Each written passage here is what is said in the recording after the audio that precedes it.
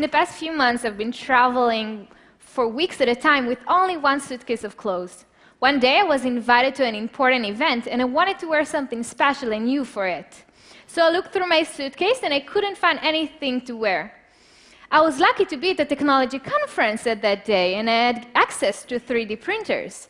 So I quickly designed a skirt on my computer, and I loaded the file on the printers, just printing the pieces overnight. The next morning, I just took all the pieces, assembled it together in my hotel room, and this is actually the skirt that I'm wearing right now. So it wasn't the first time that I printed clothes. For my senior collection at Fashion Design School, I decided to try and 3D print an entire fashion collection from my home. The problem was that I barely knew anything about 3D printing, and I had only 9 months to figure out how to print 5 fashionable looks. I always felt most creative when I worked from home. I loved experimenting with new materials, and I always tried to develop new techniques to make the most unique textiles for my fashion projects. I loved going to old factories and weird stores in search of leftovers of strange powders and weird materials, and then bring them home to experiment on. As you can probably imagine, my roommates didn't like that at all.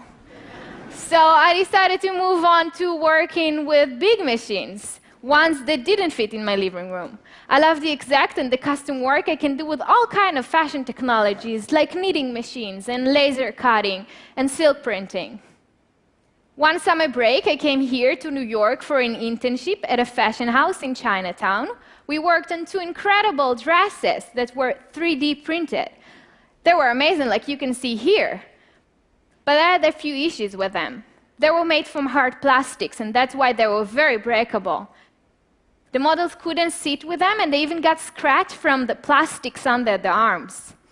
With 3D printing, the designers had so much freedom to make the dresses look exactly like they wanted. But still, they were very dependent on a big and expensive industrial printers that were located in a lab far from their studio. Later that year, a friend gave me a 3D printed necklace, printed using a home printer. I knew that these printers are much more cheaper and much more accessible than the ones we use at my internship. So I looked at the necklace, and then I thought, if I can print a necklace from home, why not print my clothes from home too? I really liked the idea that I wouldn't have to go to the market and pick fabrics as someone else chose to sell. I could just design them and print them directly from home.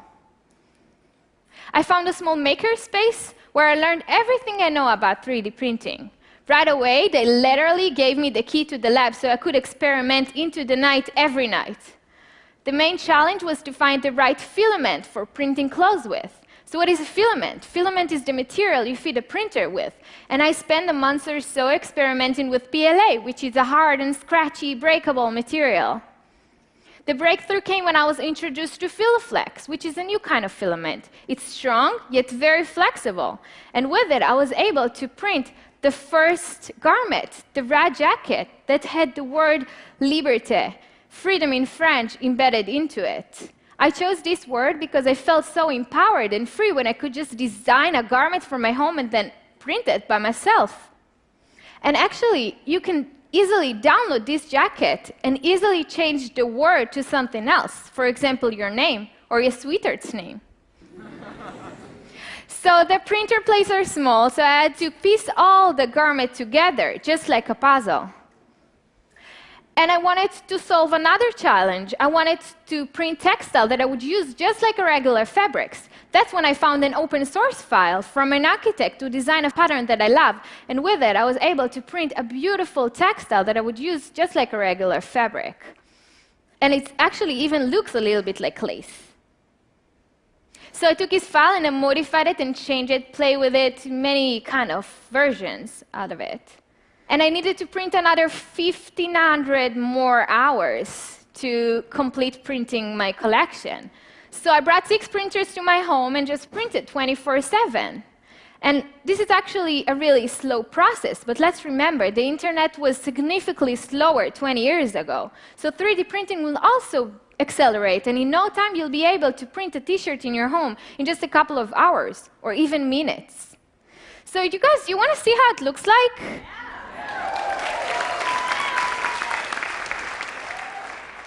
So Rebecca is wearing one of my 5 outfits. Almost everything here she's wearing, I printed from my home. Even her shoes are printed.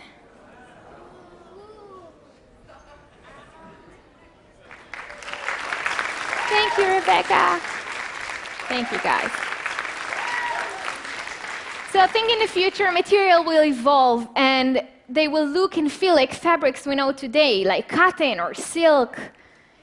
Imagine personalized clothes that fit exactly to your measurements. So music was once a very physical thing. You would have to go to the record shop and buy CDs.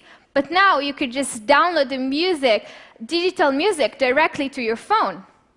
Fashion is also a very physical thing. And I wonder how our world will look like when our clothes will be digital, just like this skirt is. Thank you so much.